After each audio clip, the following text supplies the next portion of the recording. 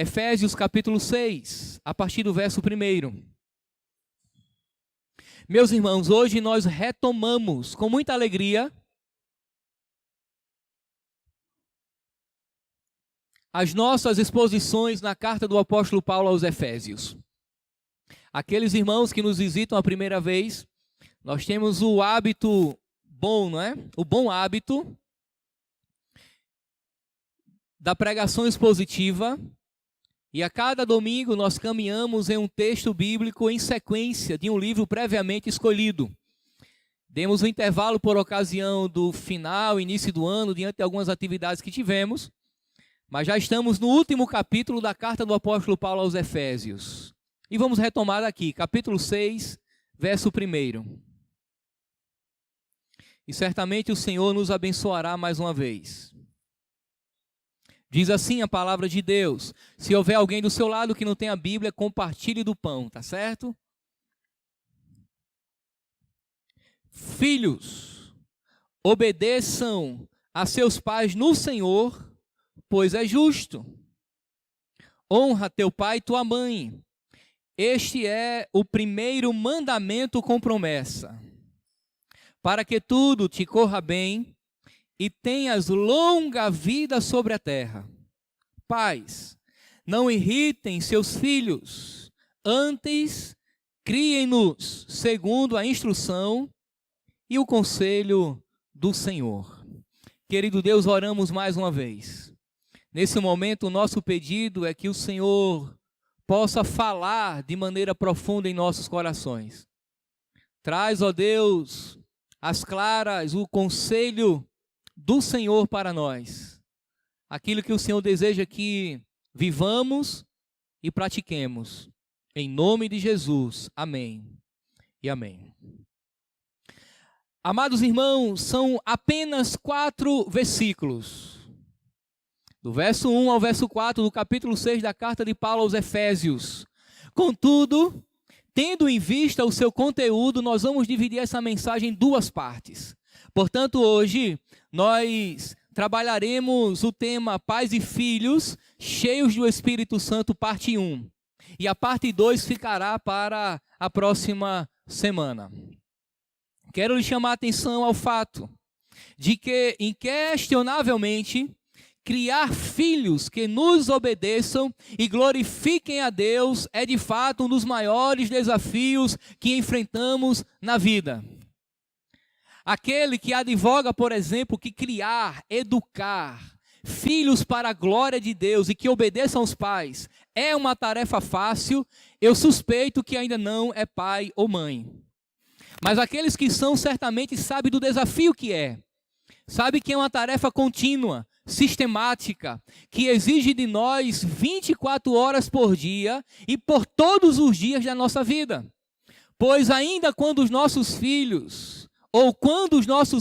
estiverem na fase adulta, as preocupações continuam em outra medida, em uma outra esfera, mas pai sempre será pai, mãe sempre será mãe e filhos sempre serão filhos. Contudo, é fato também que há um interesse do próprio Deus com esse tipo de relacionamento. Uma leitura no todo das Escrituras nos revelam que Deus se importa com a família porque Ele mesmo a estabeleceu. No ato da criação, Deus cria Adão, Eva e em seguida tem filhos. E toda a revelação de Deus está fundamentada na ideia de família. Você lembra da primeira promessa que Deus faz à humanidade, em Gênesis 3, capítulo 3, versículo 15, é que o descendente da mulher esmagaria a cabeça da serpente. Logo, o Messias prometido, lá no Gênesis, viria através de uma sucessão familiar.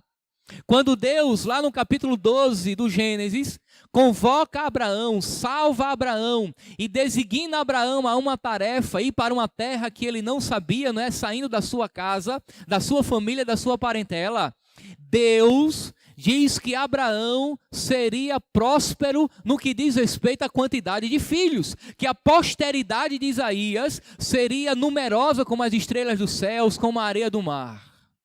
e nele seriam benditas todas as famílias da terra.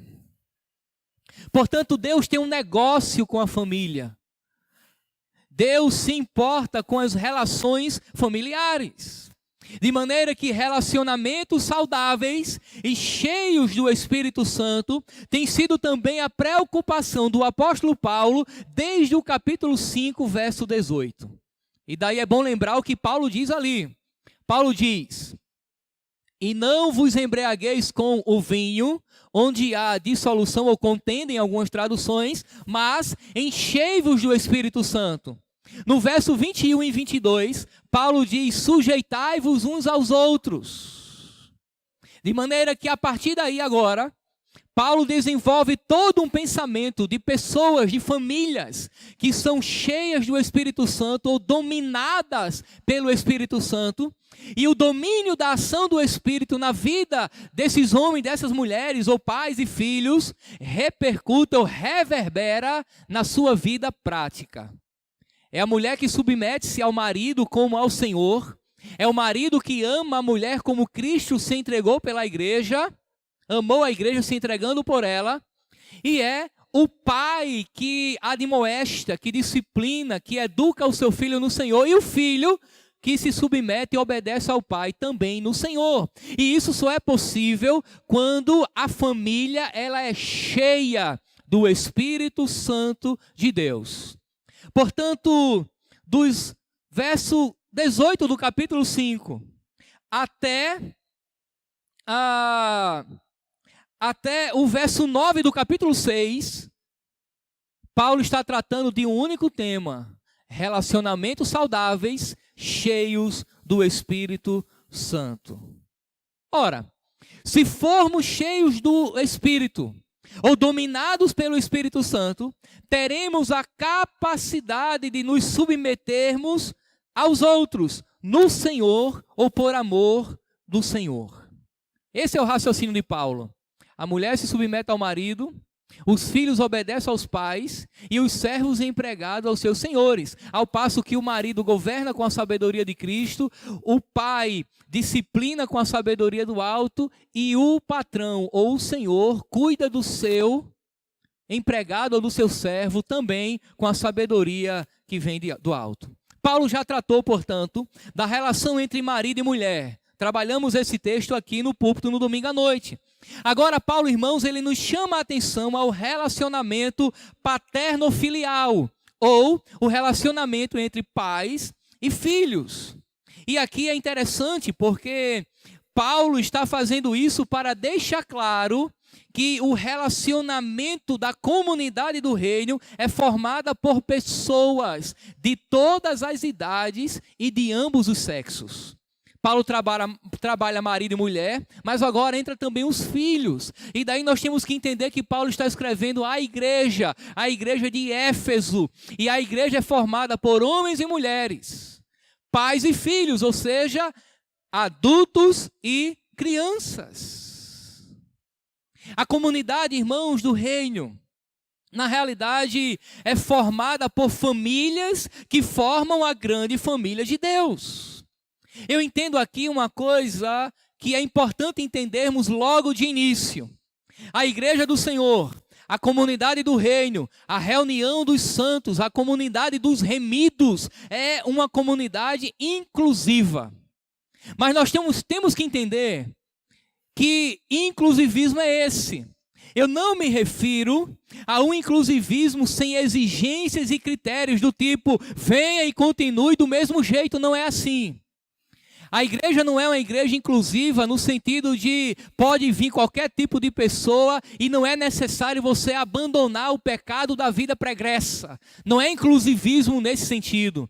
Não é uma igreja inclusiva no sentido LGBT da coisa, como já há inclusive aqui em João Pessoa. Quando eu digo que a comunidade da fé, a igreja do Senhor, é uma comunidade inclusiva, eu estou dizendo que ela admite as famílias. Ela admite todo aquele que foi lavado e remido pelo sangue do Cordeiro, todo aquele que creu em Jesus Cristo e arrependeu-se do seu pecado. E não importa se é homem ou mulher, Não importa se é pequeno ou grande, se é criança, jovem, adolescente, adulto, se é casado ou solteiro, a comunidade da fé é para todos que foram salvos em Cristo. Aqueles que compõem o corpo de Cristo e se apresentam diante de Deus com as credenciais de Cristo, ou seja, tiveram uma experiência de regeneração. É inclusive dessa forma. Não importa se você é branco ou negro. Não importa se você é rico ou pobre. Se você é alto ou baixo.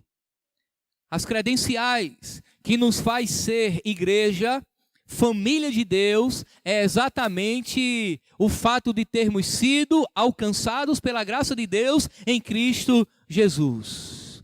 Não há limite de idades, não há classe social, não há sexo, se é homem ou mulher, temos que ser lavados e remidos no sangue do Cordeiro. Por que é importante compreender isso?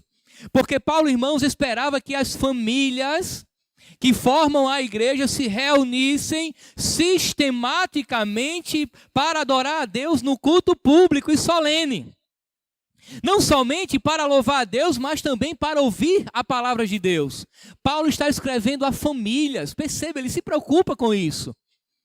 Ele se preocupa como está o casamento das famílias da igreja. Ele se preocupa como está as relações paterno-filiais dos irmãos da igreja. Porque a igreja é composta por famílias. Raramente nós temos uma pessoa isolada dentro da igreja. Ela pode até chegar sozinha, mas em questão de tempo, chega o filho, chega a mãe, chega o esposo, chega a esposa, de maneira que a família dela agora está dentro de uma outra família, compondo a família de Deus. E essas famílias, elas têm que ser cuidadas. A estas famílias devem ser reveladas o conselho de Deus para que elas possam viver bem consigo mesmo e com o próprio Deus. As Escrituras do Antigo Testamento e as cartas do apóstolo Paulo, irmãos, seriam lidas e expostas em alta voz nos cultos do primeiro século. E quando as doutrinas apostólicas fossem lidas, todos ficariam sabendo de seus próprios deveres e dos demais membros da sua família. Quando a doutrina era lida, quando o conselho de Deus era lido, todos ficariam sabendo do que eles deveriam fazer ou não dentro da comunidade do reino e também no seu núcleo familiar. O fato dos filhos terem sido incluídos nas instruções aqui de Paulo recebe uma sessão dedicada exclusiva a ele, recebendo, melhor dizendo, uma sessão dedicada exclusivamente a eles, é um indício da aceitação das palavras de Jesus pela igreja. Foi Jesus quem disse: deixem vir a mim as crianças, não as impeçais. É importante que quando Paulo cita os filhos, revela que a igreja já havia compreendido que as crianças também deviam fazer parte do culto, que as crianças também faziam parte da comunidade da fé. Jesus ensinou isso quando permitiu que as crianças se aproximassem dele, impedindo aqueles que as impediam de chegar e ter um contato com o Salvador. As palavras de Jesus, irmãos, e a compreensão dos apóstolos trouxe uma mudança extraordinária, uma mudança absurdamente extraordinária no pensamento sócio-familiar do primeiro século. Na família do primeiro século, ou na família cristã, tanto os pais quanto os filhos desfrutam dos privilégios do reino de Deus. Não há distinções diante do Senhor. Mas o que é que acontecia lá no primeiro século? No primeiro século, que era dominado pelo Império Romano, as crianças, elas não eram respeitadas em sua dignidade de ser humano. Elas eram rechaçadas, elas eram tratadas como coisa. As crianças não desejadas, elas eram abandonadas. As fracas e com deficiência eram sacrificadas. e até mesmo as saudáveis, eram consideradas por muitos como um empecilho parcial, porque inibiam a promiscuidade sexual e complicavam ao mesmo tempo a ideia do divórcio, que era muito fácil naquela época. Até meados do século XIX, aqui no Brasil, havia, não sei se você tomou conhecimento, o que chamava da roda dos desvalidos. Não sei quem já ouviu falar isso daqui. As crianças que eram indesejadas, por exemplo, que nasceu em uma relação extraconjugal, ou uma moça virgem teve uma relação antes de casar, engravidou, teve um filho, para ela não ser rechaçada pela sociedade da época, as crianças eram abandonadas nas portas dos orfanatos.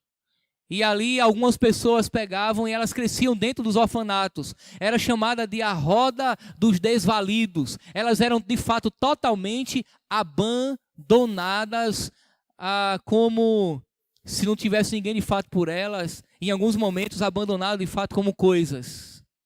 Nós desfrutamos isso também em nossa sociedade. As crianças, elas não eram valorizadas. A partir dessa realidade, podemos ainda aprender aqui algumas lições para nós hoje.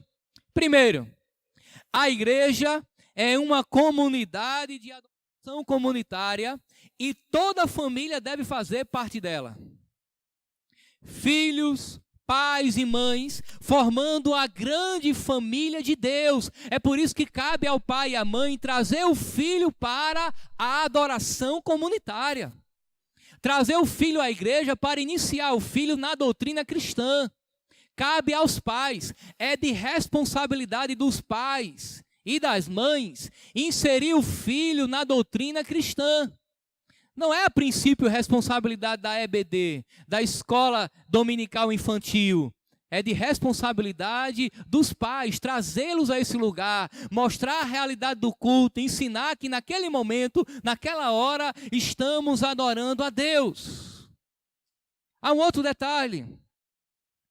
Não só os adultos, é claro, mas as crianças também devem integrar essa adoração pública e compartilhar dos grandes feitos do Senhor em favor do seu povo. Mas cabe aos pais também introduzir nisso. Mostrar que Deus é grande, mostrar que Deus é poderoso, mostrar a sua paixão, o seu amor por Deus aos filhos. Eu aprendi uma coisa, irmãos. Pais e mães inflamados pela glória de Deus, teremos filhos também inflamados pela glória de Deus. A grande questão é que os nossos filhos aprendem muito cedo que há muito problema dentro da igreja. Nós revelamos com muita facilidade as nossas insatisfações, as nossas querelas, as nossas divisões, os nossos complexos, as nossas indiferenças, e os filhos não aprendem que, apesar de ser ainda uma realidade de pecado, é o lugar mais seguro, porque é o lugar onde Deus se revela, apesar de sermos imperfeitos. Quantos filhos de pais crentes não desejam estar na igreja porque os pais plantaram essa insatisfação, direta ou indiretamente, no coração dos seus filhos? Aí quando os filhos crescem, nós queremos obrigá-los, mas eles já não têm mais nenhum prazer de estar na igreja adorando a Deus. Porque ele ouviu as discussões, ele ouviu as reclamações, ele presenciou os problemas, as brigas, quando ele não tinha maturidade e capacidade para compreender que tudo aquilo acontece, mas não é o ideal de Deus para a comunidade cristã. Eu aprendo uma outra coisa aqui. É que a participação das crianças no culto público não deve ser algo secundário, de menor importância. Às vezes, em algumas realidades cristãs, as crianças, elas não têm a devida atenção. A sala reservada para o ensino infantil, irmãos, não pode ser vista como uma sala de descarte. Apenas para tirar as crianças do templo, para não incomodar os adultos, não pode ser vista dessa forma. A sala é para ensinar as Escrituras de uma forma que elas possam entender melhor e compreender melhor a glória de Deus e o Deus que se importa por elas. Quando nós oramos aqui pelas crianças, após o período de louvor, de adoração, e as encaminhamos a um outro ambiente climatizado, preparado especialmente para elas, não é para ela não nos perturbar. É para que aquelas crianças aprendam a palavra, para que elas sejam doutrinadas, não nos importa uma outra coisa. Não é de nosso interesse, não é de meu interesse que as crianças saiam desse ambiente para ter um momento de entretenimento, de lazer. Isso eles terão em outro momento, mas não aqui. Aqui elas serão doutrinadas na palavra, nas Escrituras Sagradas, porque é o que fará toda a diferença em suas vidas. E a igreja tem que se preocupar com as crianças. A igreja tem que dar a devida importância à criança, pois ela faz parte do corpo. É integrante na adoração pública. Muito bem, voltemos ao texto agora. Paulo, assim como fez quando tratou do casamento, apresenta que na relação entre pais e filhos há definições de papéis. Paulo estabelece uma ordem no casamento, por exemplo. Primeiro Deus criou o homem, em seguida a mulher, de maneira que o homem é a cabeça da mulher. E a mulher se submete ao homem como ao Senhor. Já trabalhamos essa realidade. Mas, na relação paterno-filial, também há uma definição clara de papéis. Porque não são os filhos que vêm primeiro que os pais, mas os pais que vêm primeiro que os filhos. Os filhos devem obedecer os pais e honrá-los, é o que Paulo diz. Por sua vez, os pais devem zelar por seus filhos, criando-os para Deus.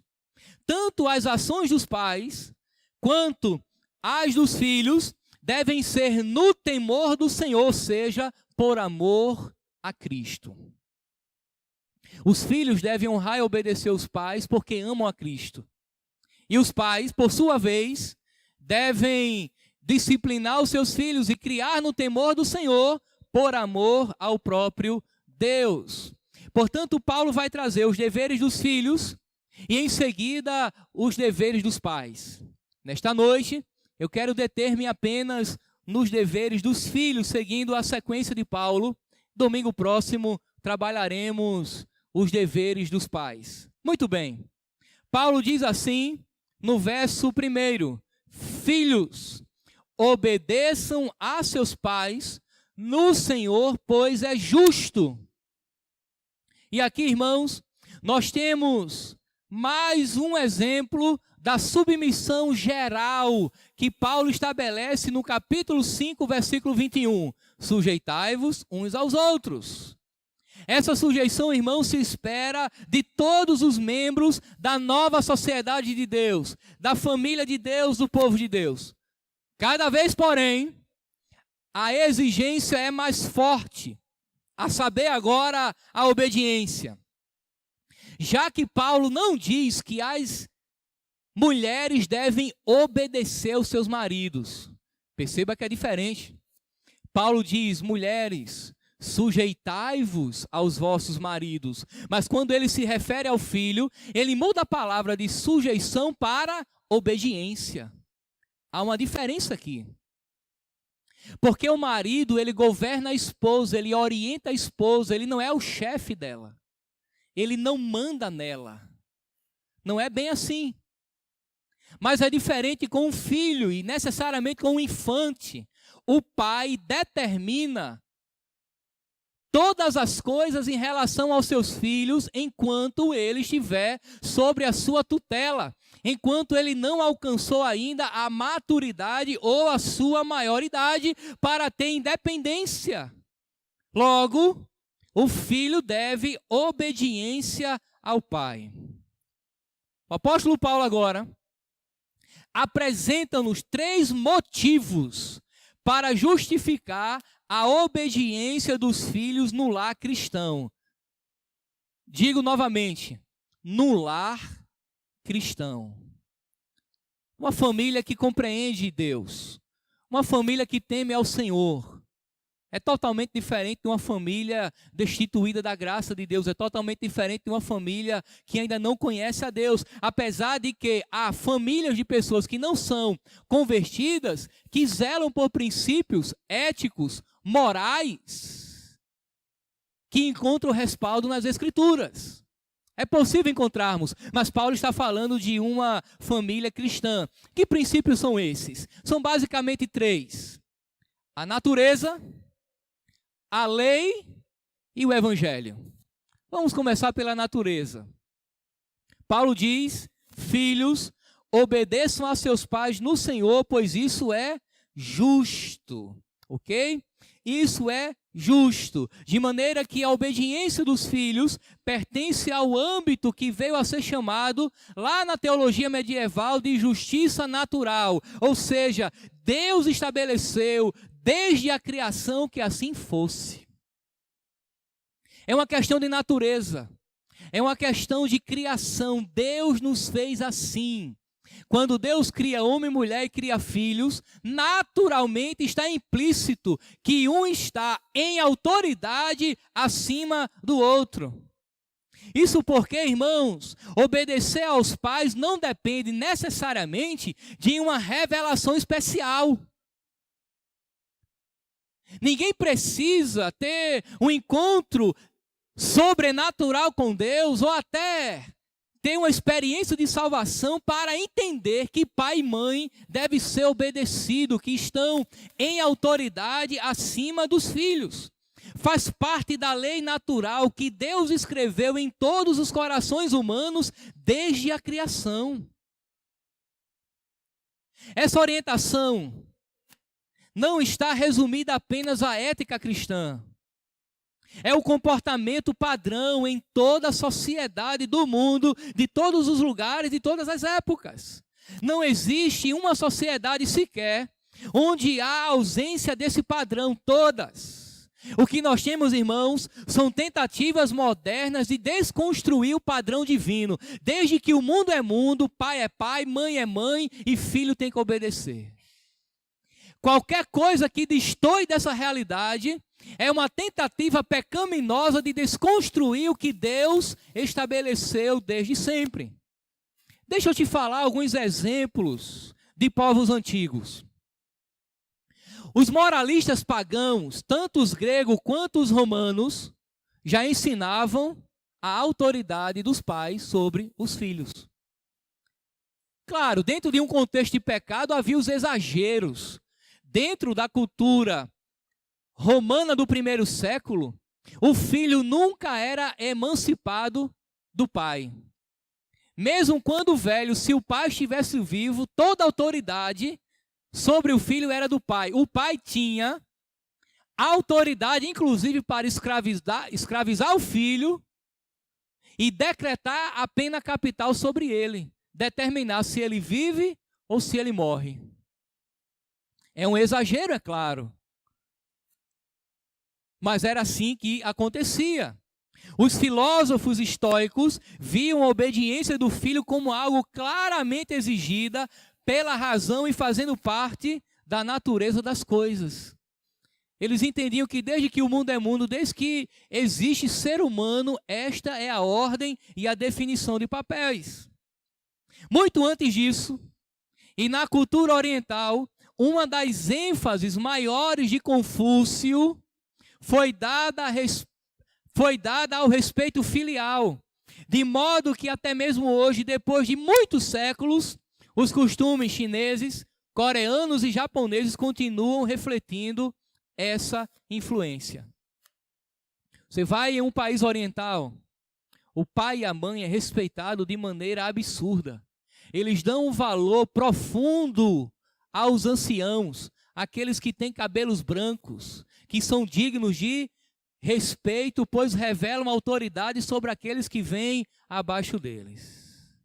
Agora, irmãos, de fato, todas as civilizações têm considerado o reconhecimento da autoridade dos pais como sendo indispensável a uma sociedade estável. A estrutura familiar que Deus estabeleceu para todos os povos é patriarcal. Agora preste atenção. Nós estamos vivendo na nossa contemporaneidade, mundos modernos, ou como alguns chamam, pós-modernos, em que a coisa está invertendo.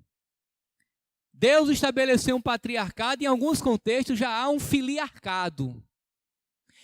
Quem tem autoridade na família já não é mais o pai e a mãe, mas aquele indivíduo de 3 ou 4 anos de idade que quando a família não faz o que ele quer, ele se joga no chão, derruba as coisas na prateleira do supermercado, envergonha o pai e a mãe e todo mundo diz, faça o que o bichinho quer. Ele vai crescer um menino traumatizado. Não fale assim com ele.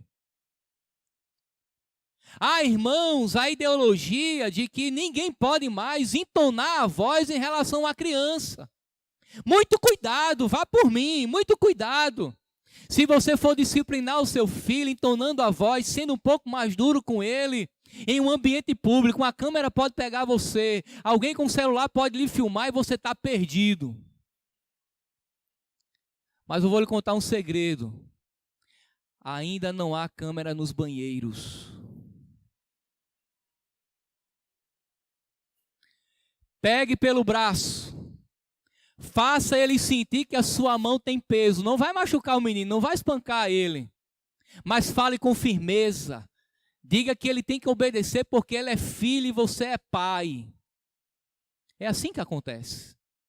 Ainda há, irmãos, na perspectiva divina, essa definição de papéis, ou seja, o pai é superior ao filho em autoridade. É o filho quem obedece os pais e não os pais que obedecem os filhos. Vamos reunir a família. E toda a família deseja ir para um lugar X e comer a comida X.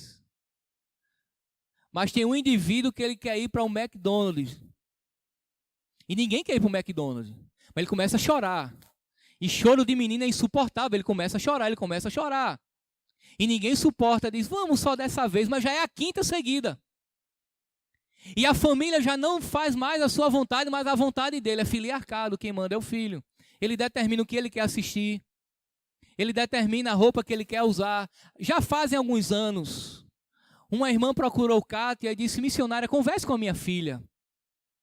Qual é o problema dela? O que é que está acontecendo? Missionária, eu já não sei mais o que eu faço. A menina só quer sair na rua com um palmo de roupa, converse com ela. É uma menina crente, então toda a família está na igreja. Aí Kátia não poderia fazer diferente e disse, minha irmã, quantos anos tem sua filha? Tem 12. Ela trabalha? Ainda não. Quem compra a roupa dela sou eu, então o problema está em você. É você quem tem que determinar o que a sua filha deve usar.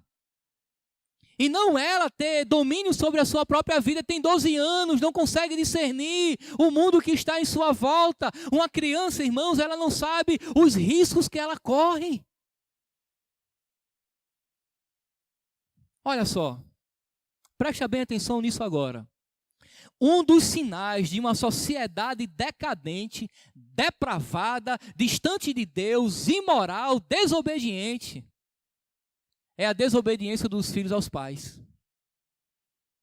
Quando você percebe em uma sociedade que os filhos não obedecem os pais, a coisa está desmantelada, está todo mundo distante de Deus. Onde é que encontramos fundamento para isso? Acompanha comigo. Romanos capítulo 1, versículo 28. Romanos capítulo 1, versículo 28 até o 32. Olha só o que Paulo vai dizer, presta bem atenção. Você sabe que no capítulo 1 de Romanos, Paulo está tratando de uma sociedade gentia, ou gentílica, depravada, distante de Deus. Aí Paulo diz assim, além do mais, visto que desprezaram o conhecimento de Deus, ele os entregou a uma disposição mental reprovável, para praticarem o que não deviam. Tornaram-se cheios de toda sorte de injustiça, maldade, ganância e depravação. Estão cheios de inveja, homicídio, rivalidades, engano e malícia. São bisbilhoteiros, caluniadores, inimigos de Deus, insolentes, arrogantes e presunçosos. Inventam maneiras de praticar o mal. Desobedecem a seus pais. São insensatos, desleais, sem amor pela família, implacáveis. Em um mundo, irmãos, de depravação, de devassidão moral, encontra-se os desobedientes aos pais. Em uma sociedade que pai não respeita filho, a coisa está desmantelada, meu irmão. E é daí para pior. Aí Paulo continua: embora conheçam o justo decreto de Deus, de que as pessoas que praticam tais coisas merecem a morte, não somente continuam a praticá-las, mas também aprovam aqueles que as praticam. Dentro de toda sorte de devassidão moral, Paulo diz, tem aqueles que não obedecem aos pais e não têm o mínimo de amor pela família. É por isso que Satanás investe para destruir as famílias. E ele tem entrado em algumas famílias da igreja, sabe por quê? Porque essa família não é cheia nem plena do Espírito Santo. Não obedece à palavra, não observa o conselho de Deus.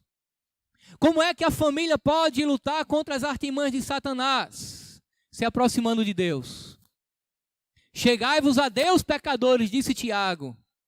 Chegai-vos a Deus. Resistir o diabo e ele fugirá de vós. Quanto mais próximo de Deus você estiver, mais longe de você o diabo estará. Famílias piedosas. Mas há um segundo motivo, além do estabelecimento dessa relação no ato da criação. Se a obediência dos filhos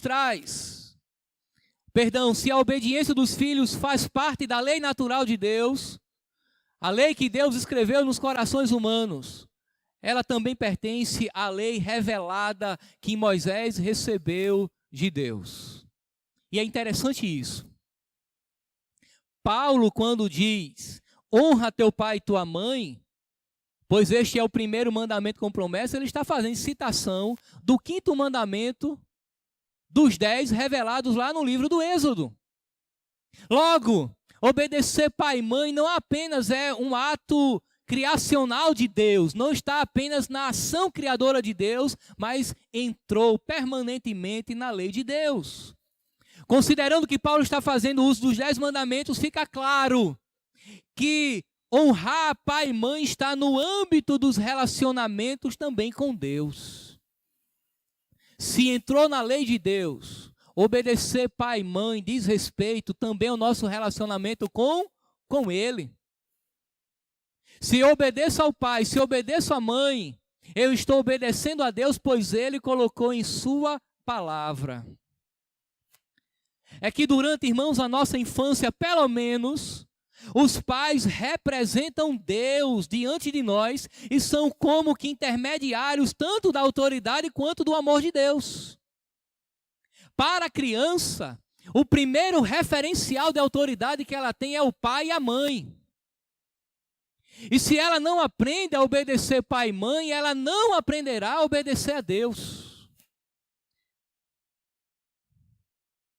O primeiro referencial divino para a criança são os seus pais, por isso devemos honrá-los, ou seja, reconhecer sua autoridade dada por Deus e assim prestar-lhe não somente a nossa obediência, como também o nosso amor e o nosso respeito. Pai e mãe é para ser honrado, pai e mãe é para ser respeitado, pois assim Deus é glorificado.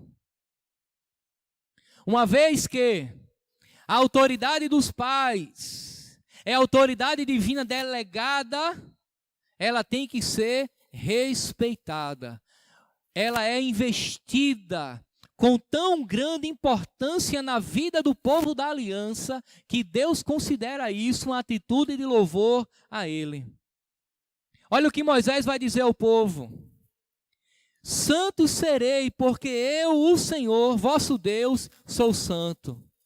Cada um respeitará a sua mãe e seu pai. Eu sou o Senhor vosso Deus. Deus condiciona a obediência aos pais, às mães, a relação com Ele. Você pensou na seriedade disso? Eu quero dizer isso mesmo que você está pensando. Filhos desobedientes não glorificam a Deus. Filhos desobedientes não exaltam o nome do Senhor. E às vezes, nós assumimos uma postura farisaica com os nossos pais. E damos a falsa impressão que estamos honrando e obedecemos. Olha o que acontecia nos dias de Jesus. Havia uma prática nos dias de Jesus, era a prática do corbã. O que era a prática do corbã? O indivíduo pegava toda a sua fortuna, todos os seus bens, e dizia, isso aqui é corbã ao Senhor. Ou seja, isso aqui é dedicado a Deus. Ninguém pode tocar. Olha só a malandragem desses indivíduos. Quando eles não queriam ter despesas com os pais, pois nos dias de Jesus não havia INSS, não havia, meu irmão, Bolsa Família, não havia aposentadoria por morte, pensão, não havia nada disso. Os idosos sofriam, pois não tinham mais a capacidade de produzir. Dependiam dos filhos. Os filhos mau caráter, os filhos pecadores, que não queriam honrar o seu compromisso com o pai, diziam, tudo o que eu tenho é corbã ao Senhor. Eu não vou dar ao pai nem à mãe porque eu dediquei tudo ao Senhor. Quando eu morrer vai ficar tudo para o Senhor. Mas quem é que usa a sua fortuna depois da morte? Eles queriam era desfrutar de tudo em vida. E abandonavam o pai e a mãe, usando como pretexto Deus. Por que devemos respeitar e honrar nossos pais? Porque fazer isso, irmãos, glorifica a Deus. Glorifica a Deus. Bem, aqui chegamos ao terceiro e último argumento de Paulo sobre a obediência dos pais ao filho. O Evangelho. A natureza, a lei e o Evangelho. Observe a orientação de Paulo para os filhos. A orientação é para que os filhos obedeçam os pais no Senhor. No Senhor. A saber, no Senhor Jesus. Agora, a obediência está no âmbito cristão. A princípio, temos que obedecer nossos pais porque foi assim que Deus nos criou. Mas agora, em Cristo, temos que obedecê-los porque fazemos parte de uma nova criação de Deus em Cristo. A sociedade dos remidos. Somos novas criaturas. Deus nos criou de novo. Estávamos distante dele. Ele nos trouxe para perto. E porque somos uma nova criação, porque somos uma nova criatura, temos que obedecer e honrar os nossos pais. Amados irmãos, o nosso mau relacionamento com os nossos pais, entenda, é produto da queda. Nós temos um universo de pessoas aqui. E o que eu vou dizer, não é porque Deus está me revelando necessariamente, é porque faz parte da realidade dos seres humanos. E um bom observador sabe que há pessoas que não conheceram os pais. Há pessoas que foram abusadas pelos pais. Sofreram embaixo da chibata. Foram espancados. Receberam uma disciplina exagerada. Há pessoas que foram tocadas indevidamente pelos pais. Que não tiveram a convivência. Há pessoas que são filhos de pais separados. Há pessoas que são filhos de uma experiência extraconjugal e não tiveram a presença do pai ou da mãe constante. Há pessoas aqui de famílias desestruturadas. Há órfãos que perderam os pais logo na infância ou na juventude. As experiências são das mais diversas. Basta observarmos a realidade dos seres humanos e a nossa mesmo. Se eu olhar para dentro da minha casa, da minha família, é possível que todas essas experiências que eu acabei de lidar se encaixem em uma família só. Mas isso não é a realidade de Deus.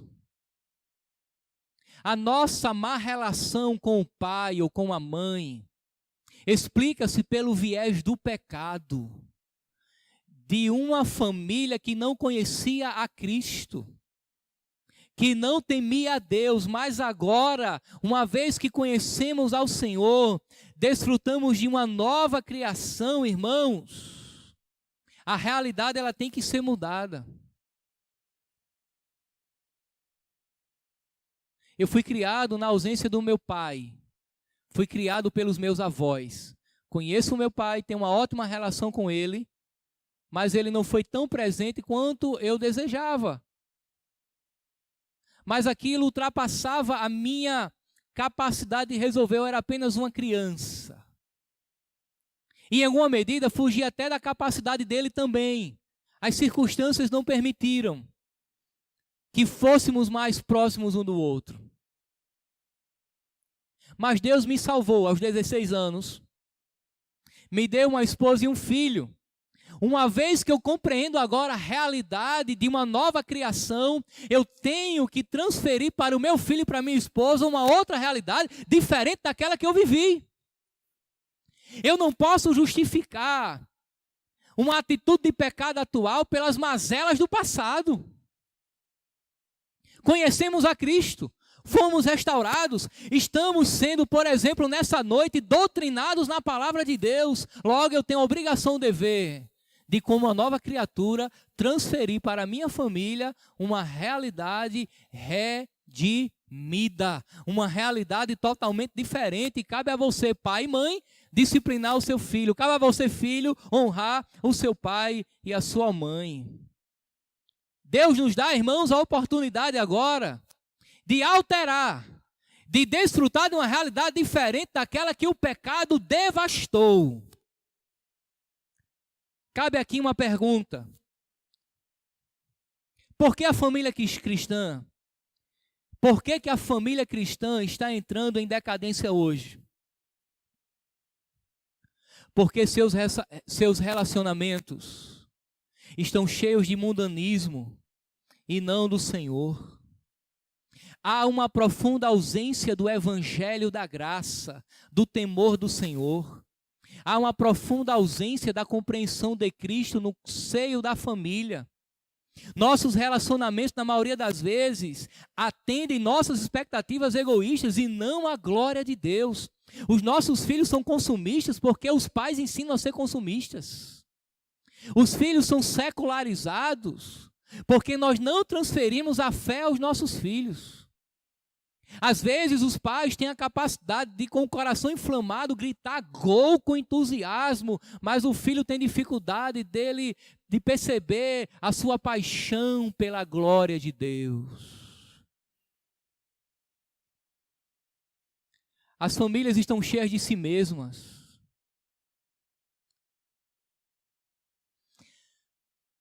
Quando você estabelece para os seus filhos alguns planos de vida, o que é que vem em primeiro lugar?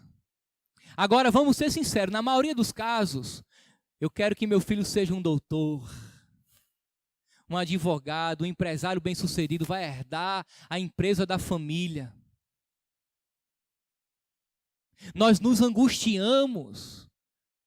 Em alguns momentos, quando vamos pagar o aluguel, aí vem no coração, eu não vou deixar nada para os meus filhos, isso nada vale.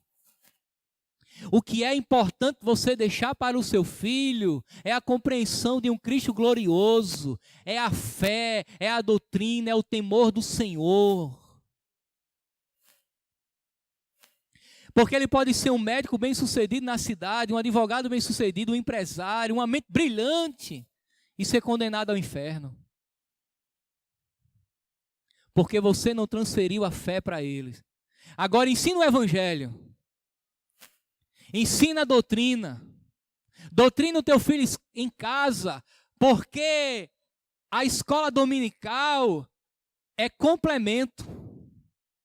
Mas doutrina o teu filho em casa, e ensine ele a lhe obedecer a Deus. Ele vai ser um advogado temente a Deus, ele vai ser um médico temente a Deus, ele vai ser um empresário que não sonega impostos, porque ele teme a Deus, ele vai ser um homem reto, uma mulher reta, ele vai esperar a hora certa para casar, ele vai ter filhos e ensinar na mesma perspectiva que ele foi ensinado. A sociedade, irmãos, está desmantelada porque a família está se desmantelando. Por fim, há uma última pergunta a ser feita nessa relação de filho e pai. Nos deveres dos filhos. A pergunta é: a obediência do filho com relação aos pais tem caráter absoluto? Será que um filho tem que obedecer o pai absolutamente em tudo, sem nunca questionar nada? Não. Um filho não deve ter em relação ao pai uma obediência de caráter absoluto. Mas um filho tem que obedecer tudo que o pai apresenta e glorifica a Deus. Porque às vezes os pais levam os filhos ao pecado. Às vezes os pais levam os filhos ao erro. Do tipo, a sua mãe não está em casa, assine aqui o cheque por ela. Coisa simples, não é? Isso é falsidade ideológica. Não é isso, os advogados? É isso? É isso? Falsidade ideológica. Vamos, meu filho. Você precisa ter uma namorada, tem que mostrar que é homem. Não, pai. Eu temo a Deus. É bem verdade que em alguns momentos é sempre bom usar da cautela, da ponderação e sempre evitar os conflitos desnecessários. Mas importa obedecer a Deus e não aos homens. Portanto, filhos, obedeçam aos pais. Pais, cuidem dos vossos filhos na disciplina e na admoestação do Senhor. Será esse o tema da nossa próxima exposição, o dever dos pais em relação aos seus filhos.